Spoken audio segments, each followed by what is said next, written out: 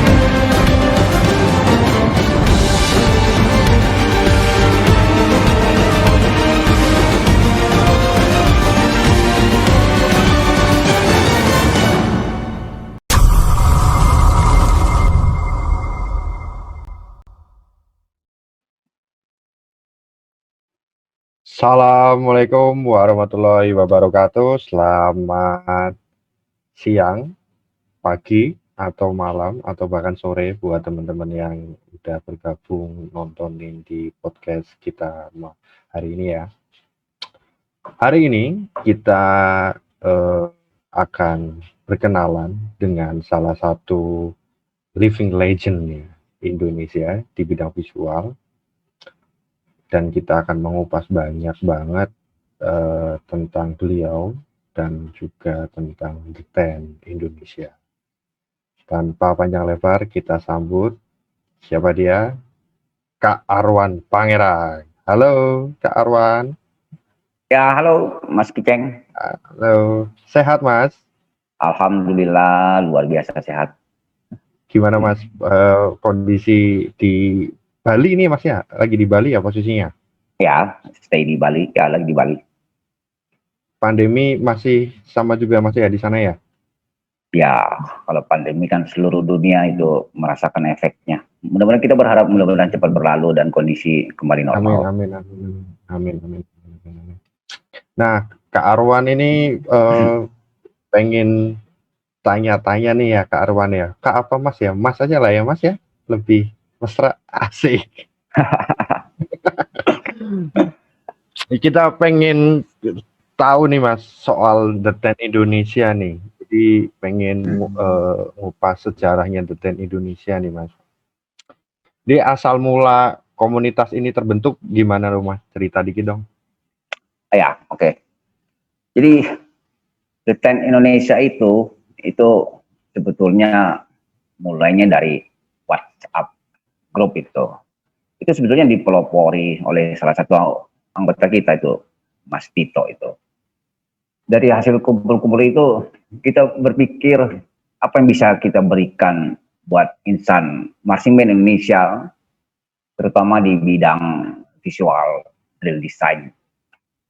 Nah, kita berbincang, berdiskusi dengan waktu yang relatif tidak terlalu lama, mungkin sekitar seminggu itu. Akhirnya, oke, kita harus buat sesuatu nih. Kita buat akhirnya satu wadah yang akhirnya kita beri nama Desain Indonesia. Jadi seperti itu, Mas Kiceng. Mantap banget, terima kasih Mas. Berarti memang berangkat dari keresahan ya. Ya. Selama pandemi, terus belum lagi dari dulu kayaknya jarang banget orang visual gitu ya, atau teman-teman desain visual bikin sesuatu yang apa namanya bisa ngasih kontribusi gitu Mas ya. Iya. Kalau dari namanya Mas, kenapa namanya The Ten?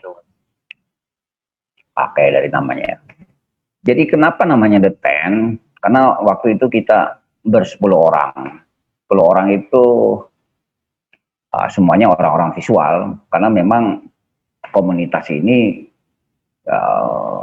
dari, untuk, dan oleh orang-orang visual. Ya, yang akan memberikan kontribusi secara positif buat marching band Indonesia, terutama di masa pandemi ini. Ya, itu karena orangnya 10 orang, makanya namanya The Ten gitu. Itu Mas Iceng. Betul. Siap. Kalau soal logo nih, Mas Arwan. Jadi Ya. logonya tuh kan dia memang angka 10 ya, tapi di balik itu apa sih Mas? Ada cerita apa Mas? Ya, itu logonya itu angka 10 jelas, itu menunjukkan nama komunitas kita, The Ten.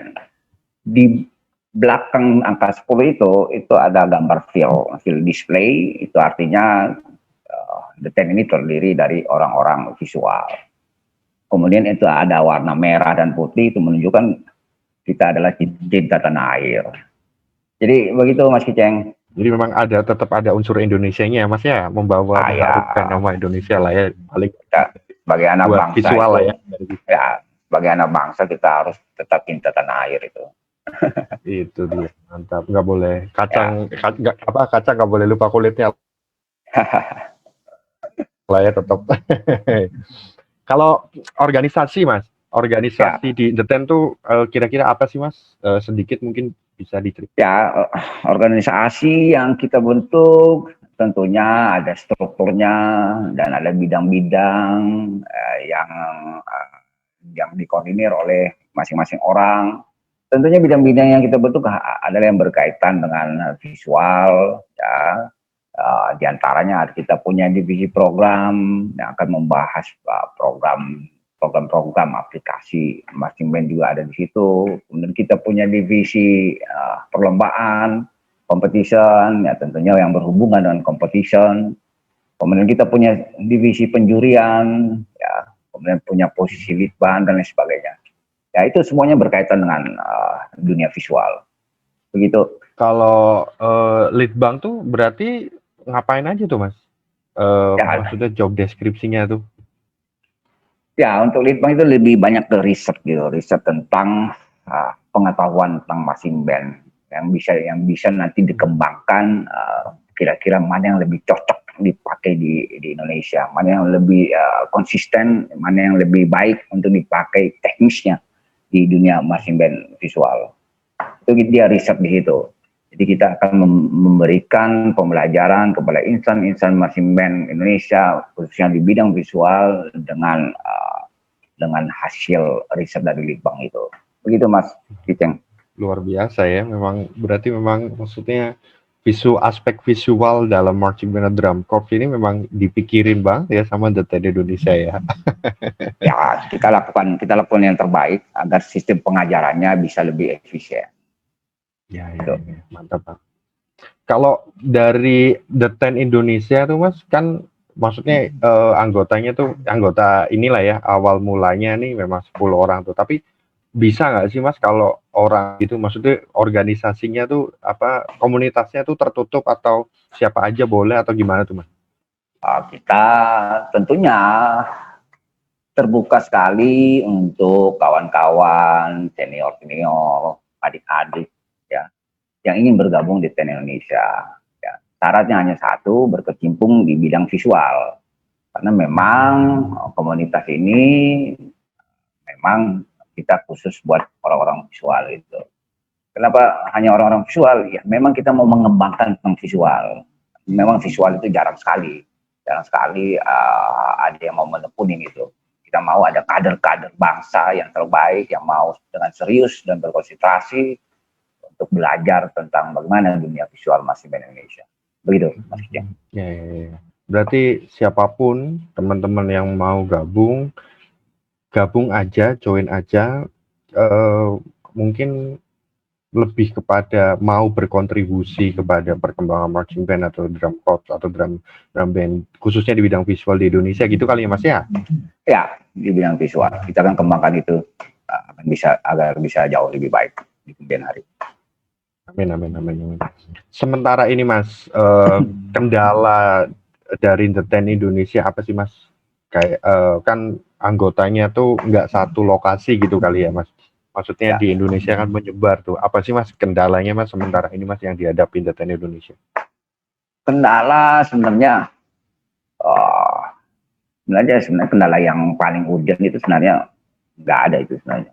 Karena sekarang kan komunikasi dunia teknologi sudah semakin berkembang, jadi kita bisa terus menjalin komunikasi lewat media-media yang ada, kan itu. Cuman kendalanya yang paling utama yang sekarang ini adalah karena ini musim pandemi, orang-orang berpikir buat apa belajar visual, mau diaplikasikan kemana gitu, mau diaplikasikan kemana. Nah justru itu di saat pandemi ini kita The Ten Indonesia akan memberikan kontribusi dan akan memberikan apa yang bisa kita lakukan buat pandemi ini.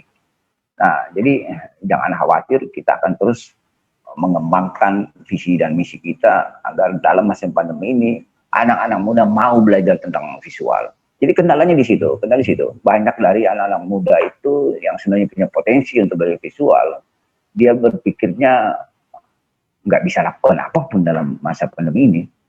Tapi kita di Indonesia berpikir secara sebaliknya. Seharusnya dalam masa pandemi ini mereka meningkatkan pengetahuan mereka tentang visual agar pada saat situasi normal kelak mereka tinggal mengaplikasikannya di dunia real nantinya. Jadi itu sebenarnya salah satu tujuan kita itu. Nah, begitu. Jadi memanfaatkan waktu ini gitu ya Mas ya. Maksudnya mumpung belum musimnya on lagi, ini mumpung lagi musim off, di-upgrade diri setinggi-tingginya supaya nanti ketika musimnya lagi jalan lagi nanti udah ready gitu ya Mas ya? Ya, jadi itu kendala terbesar adalah pemahaman tentang mereka bahwa di dunia saat pandemi ini nggak bisa ngapa-ngapain. Padahal seharusnya sebaliknya, di masa pandemi ini, inilah saatnya kita belajar. Nah itu kita harus kasih pemahaman di situ, dan itu agak sedikit sulit gitu. Karena mereka menganggap di masa pandemi orang visual nggak bisa ngapa-ngapain.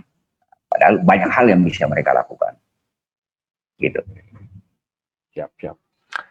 Next nih Mas, harapan The Ten di tengah-tengah dunia marching band Indonesia terlepas dari pandemi ini apa Mas?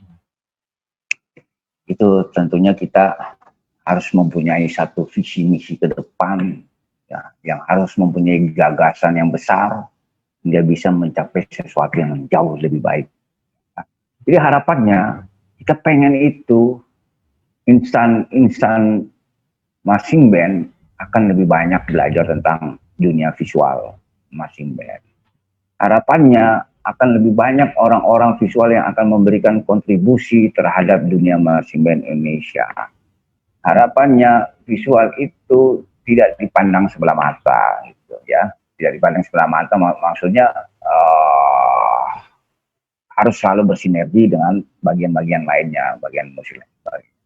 Harapannya agar apa yang kita cintai ini selalu bisa bertahan dan tough dalam masa pandemi ini, dan kemudian saat situasi normal kita akan lebih jauh berkembang dari sebelumnya. Itu Mas Kijang. Sedikit nih Mas, kepo banget kan, Mas Arwan kan salah satu living legend visual Indonesia nih.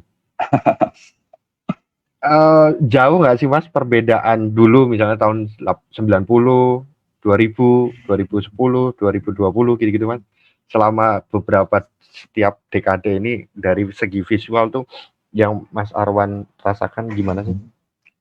Ya kalau tanya perbedaan ya tentunya jauh banget. Tahun 90 itu kita teknologi komunikasi, media sosial itu belum ada itu.